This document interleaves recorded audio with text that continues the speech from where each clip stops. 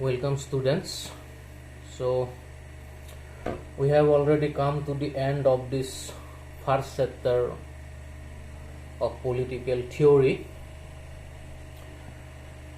an introduction, and this is our 5th class. And if you see in syllabus, class allotted for this chapter is 9. That means we have still 3 classes because we are yet to discuss some question answers. So in all these 4 classes we have almost discussed all the topics included with this chapter, political theory and introduction. Someone of you may not completing all the classes we have done previously. So today I am going to give a summary of the whole chapter quickly, so that all of you who have not attended all the classes, have not seen all the classes, at least have a brief view of the chapter. So I am going to start from the very beginning. I am going to touch each and every topics included with this chapter. So this will be like a summary class of this unit, political theory and introduction. So the first unit starts with the beginning of human society, because we are political animal. One famous political philosopher said it, man is a political animal. Aristotle said it, and he is regarded as the father of political science. This is to be remembered, Aristotle, and why he is regarded as the father of political science, because it was Aristotle who first scientifically conducted the study of political science. মনত ৰাখিবা যে এৰিষ্টটলক ৰাজনীতি বিজ্ঞানৰ পিতৃ বুলি কোৱা হয়, আৰু এই প্ৰশ্নটো প্ৰায় উঠে যে ৰাজনীতি বিজ্ঞানৰ পিতৃ স্বৰূপ কোন বা জনক কোন, আৰু সেয়া হ'ল এৰিষ্টটল। কিয়?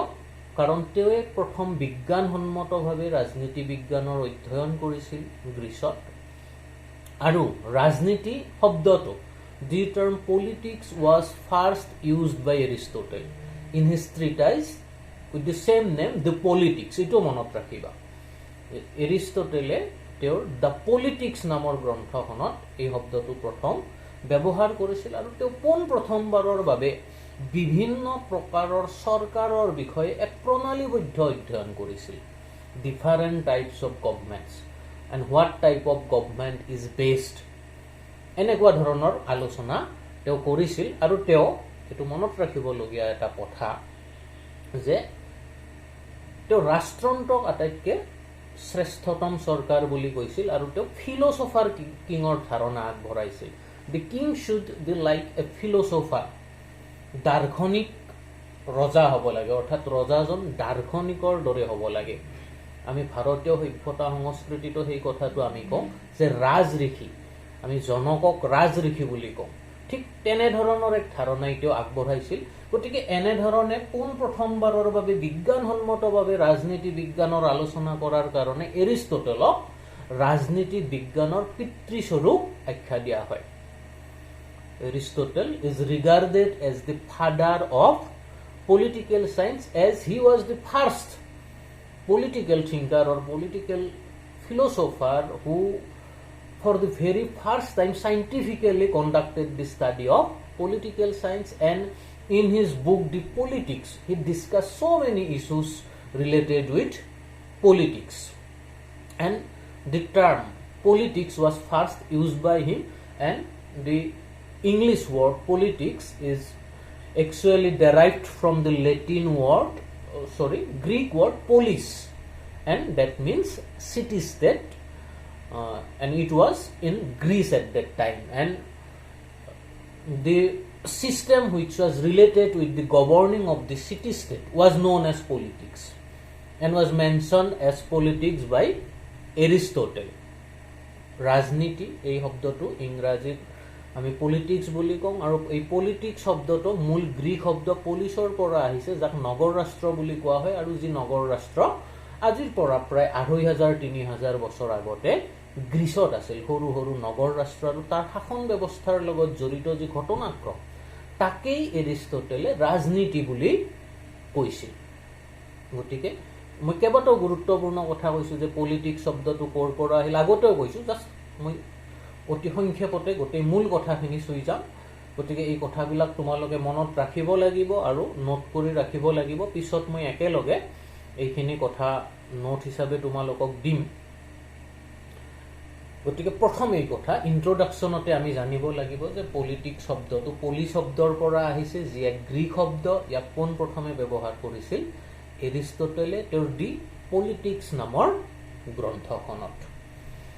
এতিয়া ৰাজনীতি বিজ্ঞানৰ যি এক ক্ৰমবিৱৰ্তনৰ ইতিহাস আছে, আৰু আদিতে এই বিষয়টো ৰাজনীতি হিচাপে জনা গৈছিল। Earlier the subject political science was known as politics and it was mentioned as politics.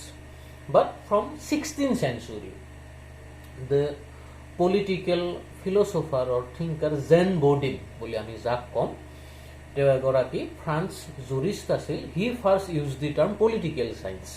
এইটো এটা মনত ৰাখিবলগীয়া কথা যে ৰাজনীতি বিজ্ঞান শব্দটো কোনে প্ৰথমে ব্যৱহাৰ কৰিছিল, যে জেন বডিন নামৰ এগৰাকী ফ্ৰান্স জুৰিষ্টে এই শব্দটো ব্যৱহাৰ কৰিছিল। আৰু তেতিয়াৰ পৰাই পলিটিক্সৰ সলনি তাৰ পিছৰ পৰাই পলিটিকেল চায়েন্স এই শব্দটো আমি এই বিষয়টোৰ নাম হিচাপে আমি ব্যৱহাৰ কৰি আছো। আৰু আধুনিক সময়ত আমি ইয়াক ৰাজনীতি নহয়, ৰাজনীতি বিজ্ঞান হিচাপে ব্যৱহাৰ কৰি আছো।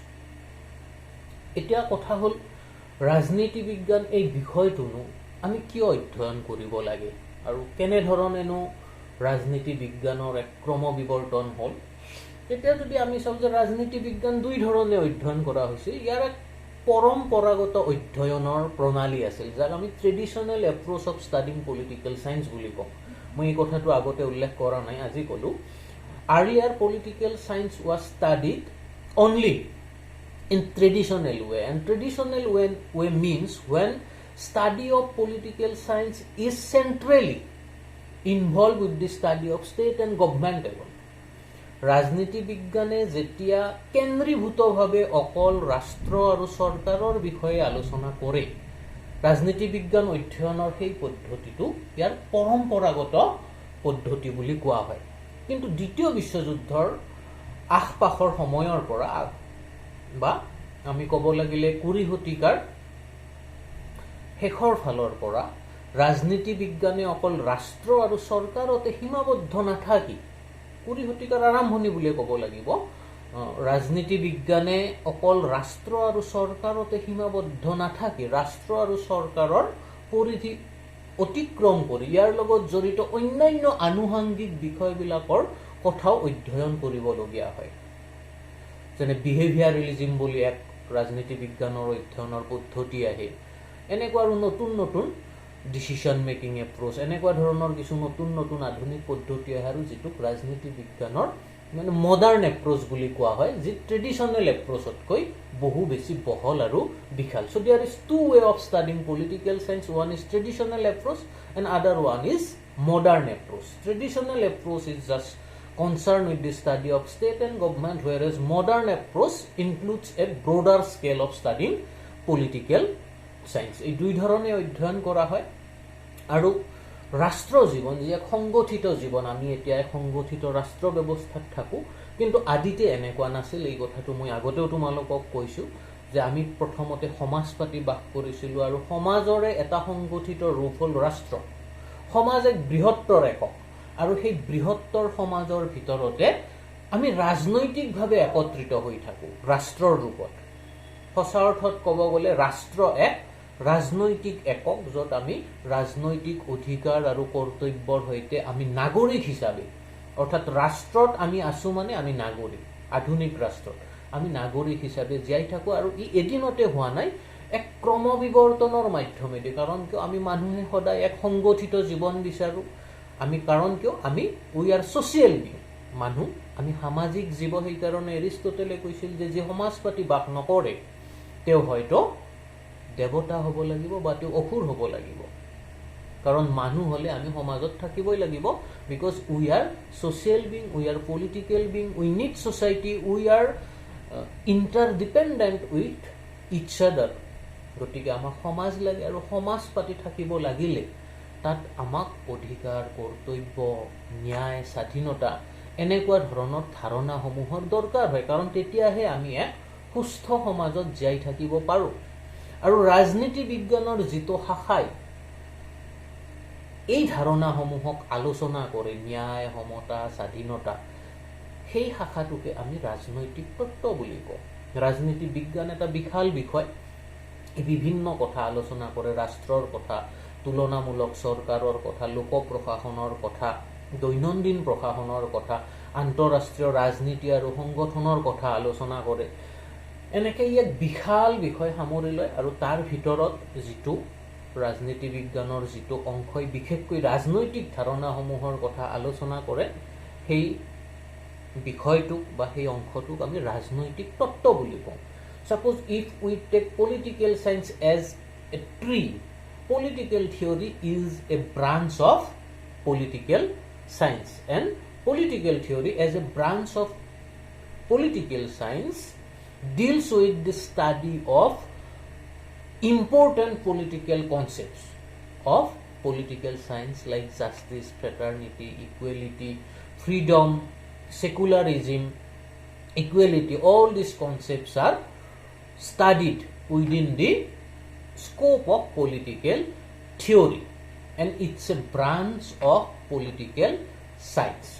গতিকে এই কথাখিনি এটা মনত ৰাখিবলগীয়া কথা ৰাজনৈতিক তত্ত্বৰ বিষয়ত আৰু ৰাজনীতি বিজ্ঞান এটা সমাজ বিজ্ঞান political science is a social science এই কথাটো আমি আগতে কৈছো there are mainly two kind of science one is natural science and other is social science and political science is social science and at the same time political science is consist of characteristics of both science and arts এটা বিষয় হিচাপে ৰাজনীতি বিজ্ঞান সমাজ বিজ্ঞান আৰু বিজ্ঞান আৰু কলা দুয়োটা বিষয়ৰে বৈশিষ্ট্যসমূহ লগত লৈ চলে এই কাৰণে ইয়াক একে সময়তে আমি we can say the mixture of art and science as a subject political science we say it political science but it has an applied side too and politics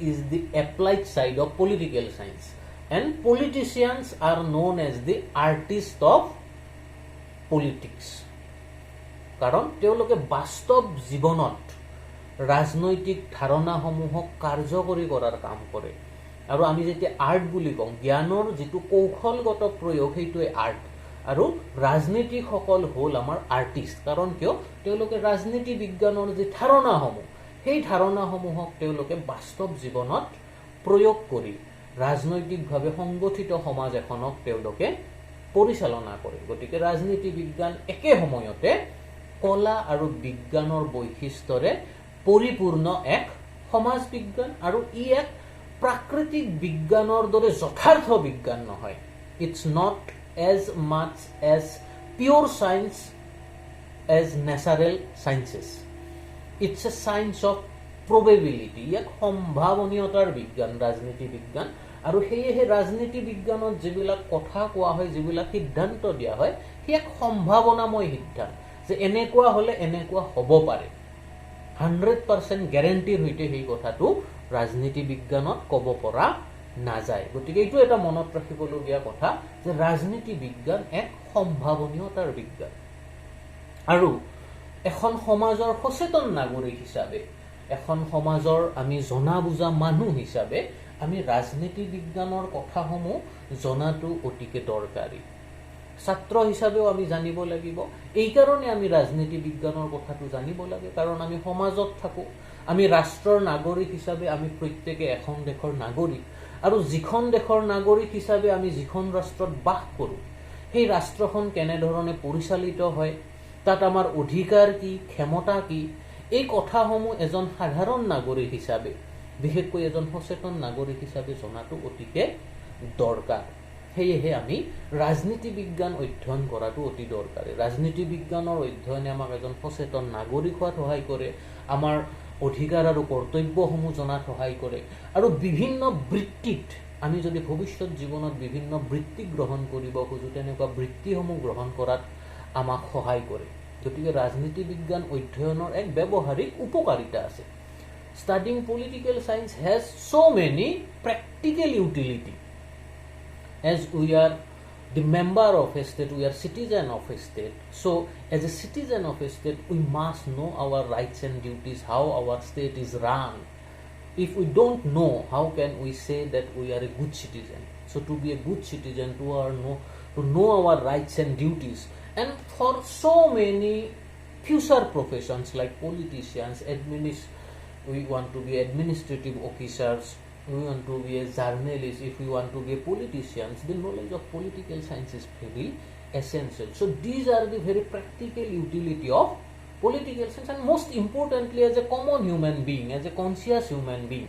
And we must be politically conscious, because without political consciousness, if we live in a state without having minimum political consciousness, we can control the government, we can criticize the government, we can show the government the right direction as a citizen. And we should have political opinion. As a political being, as a social being, as we live in an organized society, we must have some political opinion, because politics involve us, whether we like it or not like it. As a social being, I may not be interested in direct politics, I may not contest in election, but I have right, I have to cast my vote. So if I have to cast my vote consciously, then I must know the ideologies of different political parties, which parties follows what kind of political philosophy. I must know that, then I can cast my vote consciously. So as a conscious citizen, to have my own political opinion, I must have the knowledge of political science. And we are not just the citizen, we are universal citizen now, because world has now become a village in this digital age. এটা পৃথিৱীখন আমি কি বুলি কওঁ, এক গাঁৱৰ নিচিনা হৈ পৰিছে, এই গোলকীয় গাঁও, আৰু গোটেই পৃথিৱীত যি ঘটনা ঘটে তাৰ প্ৰভাৱ পৰে। For example, take the example of corona virus, it was just few years back, it was emerged in China, and now it is a pandemic, and we are suffering more than China, whereas it was emerged in China. গতিকে এটা দ্ৰুতভাৱে যিকোনো কথা, এটা বেমাৰ হওক বা এটা ৰাজনৈতিক ঘটনাক্ৰম হওক, ইমান দ্ৰুতভাৱে প্ৰসাৰিত হয় আৰু আমাক প্ৰভাৱিত কৰে। গতিকে আমি গোলকীয় নাগৰিক হিচাপে, as universal citizen, we must be aware of the happenings of international affairs and current affairs going on all over the world. আৰু তাৰ কাৰণেও আমি ৰাজনীতি বিজ্ঞানৰ কথা জানিব লাগিব, আমি ৰাজনৈতিকভাৱে সচেতন হৈ আমি থাকিব লাগিব। আৰু এয়া হ'ল ৰাজনীতি বিজ্ঞানৰ ব্যৱহাৰিক উপকাৰিতা। As a subject, political science has so many practical utilities, and we must study it as a conscious human being.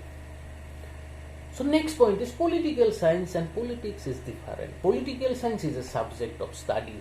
Political science studies about state and government and everything related with the life of organized society or a politically organized society. এক সংগঠিত ৰাষ্ট্ৰ জীৱনৰ সৈতে জড়িত আটাইবিলাক বিষয়, যিটো বিষয়ে অধ্যয়ন কৰে সেই বিষয়টো হ'ল ৰাজনীতি বিজ্ঞান। It's a subject of study, and those who are expert, they are known as political thinkers, political philosophers. আৰু ৰাজনীতি হ'ল ৰাজনীতি বিজ্ঞানৰ ব্যৱহাৰিক দিশ। Politics is the practical side. So in day-to-day life, when we say politics, we use it superficially in a very common way, and that means when we anyway we try to fulfill our desire motive, we try to fulfill our witches, wills, we call it politics. We do it even a very small child when he cries for something, when he needs something, when he tries to manipulate someone. That is actually politics. Politics is the art of manipulation. When we want something and to get that, we do so many things so that we can achieve what we desire. That is actually politics in a common way and in a broader scale. There are so many definitions, so many views about politics, and mainly in the context of state and government, politics means the struggle for power. Actually, politics is mainly related with power, because politics nothing but a way to achieve power, and by achieving power we can do things as we want against someone's or some group of people. যেতিয়া এটা ৰাজনৈতিক দলে নিৰ্বাচনত জিকি ক্ষমতা লাভ কৰে, সেই ৰাজনৈতিক দলটোৱে বিৰোধী দলবিলাকৰ বিপৰীতে তেওঁলোকৰ ইচ্ছাসমূহ পূৰণ কৰাৰ সুবিধাটো লাভ কৰে। গতিকে বহল অৰ্থত ৰাষ্ট্ৰ আৰু চৰকাৰৰ লগত জড়িত কৰি যদি আমি ৰাজনীতিৰ কথা কওঁ, তেতিয়াহ'লে ই ক্ষমতা লাভৰ এক প্ৰক্ৰিয়া ৰাজনীতি, যি ক্ষমতা লাভৰ জৰিয়তে আমি আমাৰ উদ্দেশ্যসমূহ, আমাৰ আদৰ্শসমূহ আমি বাস্তৱায়িত কৰাৰ সুযোগ লাভ কৰোঁ। সেইকাৰণে কোৱা হয় politics is the struggle for power, or politics is the art of doing things as we want to do. গতিকে ৰাজনীতি এক অতি ব্যৱহাৰিক বিষয়, আৰু ৰাষ্ট্ৰ জীৱনত আৰু সমাজ জীৱনত ৰাজনীতি কৰিবলৈ কিছুমান বিশেষ ধৰণৰ অৰ্হতাৰ দৰকাৰ। তাত শিক্ষাগত অৰ্হতাটো খুব বেছি গুৰুত্বপূৰ্ণ এই কাৰণে নহয়, কাৰণ মানুহক পৰিচালনা কৰাৰ এক দক্ষতা ৰাজনীতিবিদসকলৰ থাকিব লাগে। যিসকল ৰাজনীতি কৰা মানুহ, সেইকাৰণে তোমালোকে দেখা পাবা তেওঁলোক বহুত বেছি শিক্ষিত নহ'ব পাৰে, কিন্তু তেওঁলোকে এই কথাটো ভালকে জানে যে মানুহে কি বিচাৰে, মানুহক কি দিব লাগে, আৰু মানুহক কেনেধৰণে প্ৰলোভিত, প্ৰৰোচিত বা অনুপ্ৰেৰিত কৰি বিচৰা কামখিনি আদায় কৰি ল'ব লাগে। এই কথাটো কিন্তু ৰাজনীতি কৰা মানুহসকলে খুব ধুনীয়াকৈ জানে, আৰু এইটো সেইকাৰণে এক কলা। Politics is an art too, আৰু সেইকাৰণে সকলোৱে এই কামটো কৰিব নোৱাৰে। অতি বুদ্ধিমান মানুহেও ৰাজনীতি কৰিব নোৱাৰে, কাৰণ কিয় ৰাজনীতি প্ৰত্যক্ষভাৱে মানুহৰ লগত জড়িত এটা বিষয়। Direct it relates with people, and politicians are artists. They know how to manipulate, how to fulfill their wishes, desires by motivating people in their own way. That is why it's not a business for all. So that is why it is called art, and politicians are actually artists. They know how to do politics. গতিকে ৰাজনীতি এটা ঠিক তেনেকুৱা বিষয়, ই মানুহৰ লগত জড়িত বিষয়, আৰু মানুহৰ মাজত থাকি মানুহৰ ইচ্ছাৰ বিৰুদ্ধে গৈ মানুহৰ ইচ্ছা পূৰণৰ এক বিষয়। কাৰণ কিয় আজিৰ ৰাজনীতিত সদায় বিৰোধী থাকে। Opposition are an integral part of present politics, specially in democracy, and winning election is the way how we capture power in democracy. সেইকাৰণে নিৰ্বাচন হ'ল, ক্ষমতাকেন্দ্ৰিক নিৰ্বাচন হ'ল, যাৰ জৰিয়তে আমি ক্ষমতা আহৰণ কৰি ৰাষ্ট্ৰ বা এখন ৰাজ্য পৰিচালনাৰ আমি সুযোগ লাভ কৰোঁ। এই বিষয়ে আৰু মই বেছি বহলাই নকওঁ, ক'লে আৰু বহুত ক'ব লাগিব। এতিয়া আহোঁ আমি ৰাজনীতি বিজ্ঞান বিষয়টোৰ পৰিসৰলৈ। The scope of political science, when we say, একদম মই চমুকে কৈছোঁ, হুৱেন উই চে scope of a subject, মনত ৰাখিবা, when we say scope of a subject, it means the subject matters studied within that subject. Suppose political science, what are the main subjects, main topics it includes within it? অর্থাৎ এটা বিষয়ে তাৰ ভিতৰত কোন কোন বিলাক কথা অধ্যয়নৰ বিষয় হিচাপে অন্তৰ্ভুক্ত কৰে সেইখিনিকে তাৰ পৰিসৰ বুলি কোৱা হয় অসমীয়াত স্কোপৰ অৰ্থ হ'ল পৰিসৰ প্ৰতিশব্দ গতিকে যেতিয়া আমি এটা বিষয়ৰ পৰিসৰ বুলি কওঁ আমি সেই বিষয়টোৰ কন্টেন্টছখিনিক বুজো যিখিনিক সেই বিষয়টোৱে সামৰি লয় আৰু ৰাজনীতি বিজ্ঞান এটা সমাজ বিজ্ঞান হিচাপে এই বিভিন্ন বিষয় সামৰি লৈ কৈছোঁ আৰু যিটো মনত ৰাখিবলগীয়া কথা it's a progressive subject political science as a social science it's a progressive subject that is its nature because with changing time human society deals with different new concepts and new developments and political science as a social science has to include also মই এটা সৰু উদাহৰণ দিছোঁ তোমালোকক যে আজিৰ পৰা ধৰা 50 বছৰ আগতে মানুহৰ সামাজিক মাধ্যমৰ অধিকাৰ বুলি একো কথা নাছিল বা ডিজিটেল ৰাইটস বুলি কোনো অধিকাৰৰ কথা আজিৰ পৰা 50 বছৰ আগতে নাছিল কাৰণ এই ধৰণৰ কথা ওলাই নাছিল তেতিয়া কোনো ছ'চিয়েল মিডিয়া নাছিল তেতিয়া হোৱাটছএপ নাছিল তেতিয়া ইনষ্টাগ্ৰাম নাছিল আৰু এইবিলাক বিষয়তো যে মানুহৰ ব্যক্তিগত অধিকাৰ থাকিব পাৰে গোপনীয়তাৰ অধিকাৰ থাকিব পাৰে এনেকুৱা কথা নাছিল but now privacy in social media privacy in digital media is a prime concern is a prime right we must have our personal secrecy and right in digital media so this is a new topic so it must be studied and included that kind of concepts were not in our earlier life গতিকে এনে ধৰণৰ নতুন নতুন বিষয় যেতিয়া উদ্ভাৱন হ'ব সেই বিষয়সমূহ আমি অধ্যয়ন কৰিব লাগিব আজিৰ পৰা ধৰা 200 বছৰ আগৰ পৃথিৱীত আন্তঃৰাষ্ট্ৰীয় সংস্থা বুলি কোনো সংস্থা নাছিল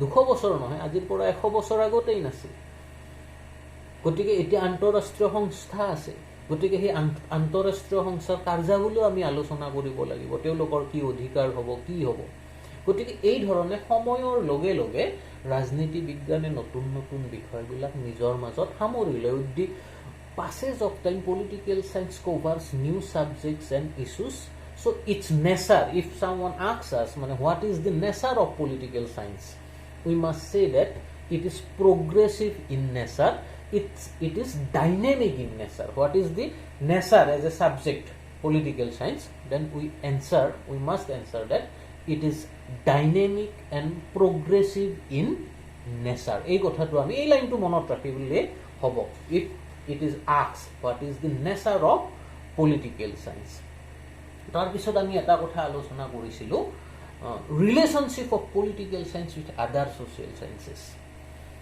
আমি আগতে এইটো কৈছিলোঁ যে when we live in a society different aspects of society different fields of societies influence each other and it is interdependent society as a whole is interconnected suppose politics is connected with economics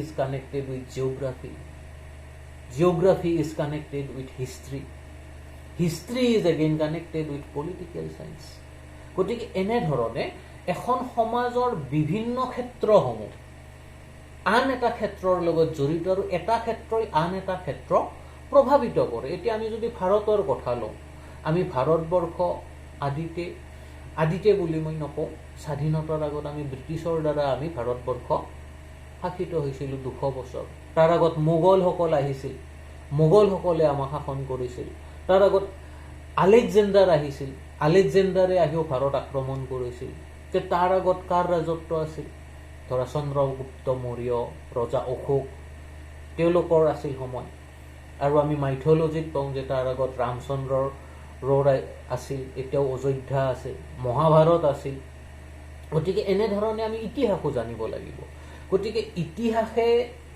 বৰ্তমানৰ ৰাজনীতিক প্ৰভাৱিত কৰে অৰ্থনীতিয়ে ৰাজনীতিক প্ৰভাৱিত কৰে ৰাজনীতিয়ে অৰ্থনীতিক প্ৰভাৱিত কৰে আৰু বৃহত্তৰ সমাজখনে এখন সমাজৰ গাঁথনিটো কেনেকুৱা তাত কেনেকুৱা জাতি ধৰ্ম বৰ্ণৰ মানুহ আছে সামাজিক ৰীতি নীতিবিলাক কেনেকুৱা সেইবিলাকেও আমাৰ ৰাজনীতিক প্ৰভাৱিত কৰে গতিকে যিহেতুকে এখন সমাজত এই বিষয়বিলাক সন্মিলিত হৈ থাকে আৰু এটা ক্ষেত্ৰই আন এটা ক্ষেত্ৰক প্ৰভাৱিত কৰে সেই কাৰণে সেই ক্ষেত্ৰবিলাক অধ্যয়ন কৰা বিষয়সমূহ পাৰস্পৰিক নিৰ্ভৰশীল সেইকাৰণে study of political science is somehow or some way is interdisciplinary আন্তঃবিষয়ক আৰু সেইকাৰণে ৰাজনীতি বিজ্ঞান আমি অধ্যয়ন কৰিলে আন কিছু বিষয়ৰো কিছু সম্যক জ্ঞান আমাৰ থকাটো দৰকাৰ so when we study political science we must have the knowledge of some other social sciences as these fields interact with each other and influence its field other field so to have a good knowledge of political science we must have some basic knowledge of other social sciences and that process is called interdisciplinary process of study and political science as a social science has an interdisciplinary way of studying etu eta monot rakhibologia kotha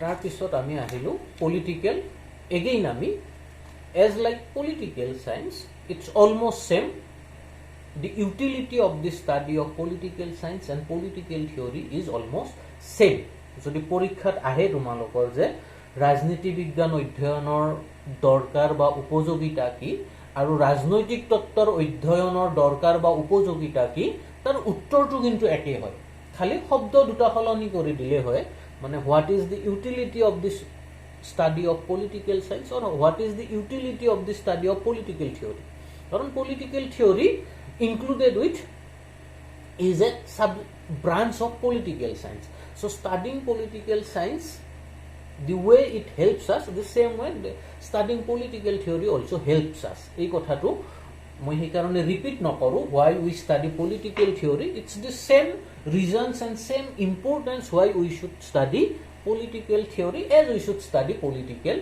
science and how it applies in our day-to-day life and how it helps the studying of political theory how it helps that is a question yes how because in organized society as we are living in a developed society in an organized society we have all our rights duties and all these things are because of so many movements so many political thinkers struggled for these concepts to have a better society to have a well organized society we need all these concepts aru hei karone ami aji ekhon tenekua homajot jai thakibo paisu jikhon homajot ami bohu porimane ami purbor tolonat jodi ami song ami bharator jodi puroni kalor homaj ব্যবস্থাৰ কথা ভাবু jot esam manuhok অস্পৃশ্য বুলি জ্ঞান কৰা হৈছিল এনেকুৱাও আছিল যে যিখিনি মানুহক অস্পৃশ্য বুলি বিবেচনা কৰা হৈছিল untouchable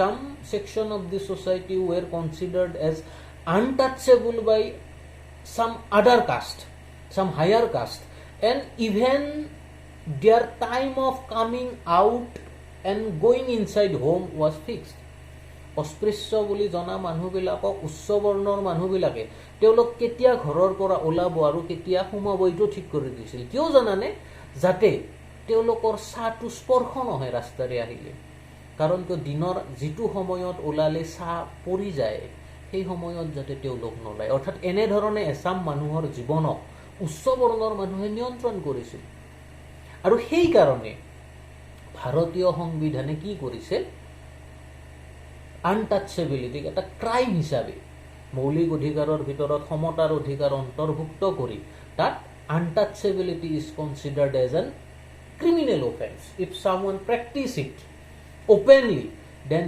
he will be punished under the constitution of India গতিকে সো এনেকুৱা ধৰণৰ বিষয়বিলাক আমাক লাগিব এখন সমাজৰ উত্তৰণৰ কাৰণে আমি এনেকুৱা বিষয়সমূহ আমাক দৰকাৰ হ'ব এনেকুৱা ধাৰণাসমূহ আমাক দৰকাৰ হ'ব because we have abolished untouchability but in our old society in our traditional society in Indian traditional society untouchability was like a crush to our society এটা অভিশাপ আৰু সেই অভিশাপৰ পৰা আমি মুক্ত হ'ব লাগিব আৰু তাৰ কাৰণে ধৰা বিআৰ আম্বেদকাৰৰ নিচিনা মানুহে দি manufacturer বুলি আমি যাক ক'ব পাৰো manufacturer or who made the draft of the Indian constitution he included the theory of reservation.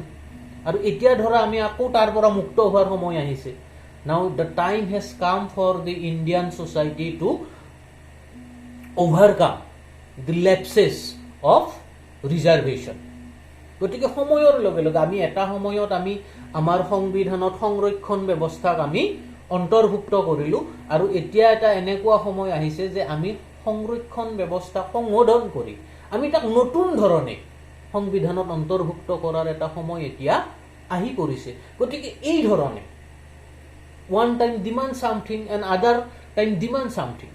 Yes, it was necessary at the time of independence to include the system of reservation in our constitution, and that is why creator of our constitution, like Dr. B.R. Ambedkar, who himself was from a very lower caste of society, he included this theory of reservation in our constitution, and actually it was for just for 10 years.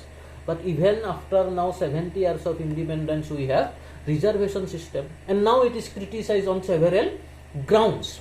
So now time has come to sense that concept and to amend it to a new version. So that is why with the sensing time we must include new concept, we must invent new concept if we have to move in a progressive way.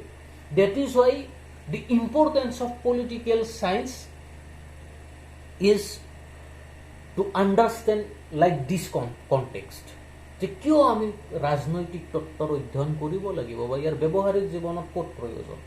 কাৰণ ৰাজনৈতিক তাত্ত্বিকবিলাকেহে এই কথাটো ব্যাখ্যা কৰি আমাক জনাব যে এতিয়া যদি আমি সংৰক্ষণ ব্যৱস্থাক নোহোৱা কৰি এক নতুন ব্যৱস্থা বা এক সংশোধিত ব্যৱস্থা ল'ব লাগে, কিয় ল'ব লাগে, সেইটো ল'লে কি ভাল হ'ব, কিয় এতিয়া আমাৰ সংশোধন ৰাজনৈতিক মানে আমি যি ৰিজাৰ্ভেশ্যন ব্যৱস্থা বা সংৰক্ষণৰ ব্যৱস্থা লৈছিলোঁ সেইটো আমাক এতিয়া আৰু কিয় সেই ধৰণে দৰকাৰ নহয় যি ধৰণে আমি স্বাধীনতাৰ সময়তে আমাৰ সংবিধানত অন্তৰ্ভুক্ত কৰিছিলোঁ. গতিকে এনেধৰণৰ অতি সূক্ষ্ম কথাবিলাক, তাত্ত্বিক কথাবিলাক আমি আলোচনা কৰিব লাগিব আৰু তাৰ এক স্পষ্ট উত্তৰ আৰু ব্যাখ্যা আমি উলিয়াই ল'ব লাগিব. তেতিয়াহে আমি এখন প্ৰগতিশীল সমাজ পাম. সেই ধাৰণাসমূহক লৈ আগুৱাই গ'লেহে আমি এখন নতুন আৰু প্ৰগতিশীল সমাজ পাম. আৰু তাতেই আহি পৰে the importance of studying political theory. গতিকে এইখিনি থুলমূলকৈ আমাৰ বিষয়টোৰ মূল কথা. আৰু দৈনন্দিন জীৱনতো সেই ধৰণে আমাৰ কথাবিলাক আহে যে ৰাজনৈতিক তত্ত্বৰ প্ৰয়োগ হয় যেতিয়া আমি এখন স্বাধীন অসম বিচাৰোঁ, যেতিয়া আমি দ্বি-নাগৰিকত্ব বিচাৰোঁ, এনেকুৱা ধৰণৰ কথাবিলাক আমাক ৰাজনৈতিক তত্ত্ব আমি যে বুজি পাব লাগে সেইটো অপৰিহাৰ্য বুলি কয়. গতিকে থুলমূলকৈ এই অধ্যায়টোত আমি এই কথাখিনি কৰিছোঁ. মই তোমালোকক ৰিকুৱেষ্ট কৰিম যে তোমালোকে টেক্সট বুক পঢ়িবা. Studying text book is very essential. Without studying text book you can't have A to Z knowledge of the subject, because I am giving you the summary, the basic concepts of the subject. That is my duty, but studying it word by word from topic to topic, it's your duty. So you must go through your textbook, পাঠ্যপুথি অধ্যয়ন কৰিবা. আৰু পাঠ্যপুথি যেতিয়া অধ্যয়ন কৰিবা তুমি প্ৰশ্নৰ উত্তৰসমূহ তাত পাই যাবা. মই তোমালোকক একেলগে সন্মিলিতভাৱে দি দিম, সেইটো তোমালোকে ভাবিব নালাগে. কিন্তু I would like to request all of you যে try to write your question answer by own, because it will help you to make your notes by yourself, and it will give you an confident yes I can do it by myself. এই কথাটো তোমালোকে কৰিব চেষ্টা কৰিবা প্ৰশ্নৰ উত্তৰবিলাক, আৰু ময়ো তোমালোকক সন্মিলিতভাৱে একেলগে প্ৰশ্নৰ উত্তৰ দিম. ঠিক আছে, আজিলৈ ইয়াতে এৰিছোঁ. Good bye.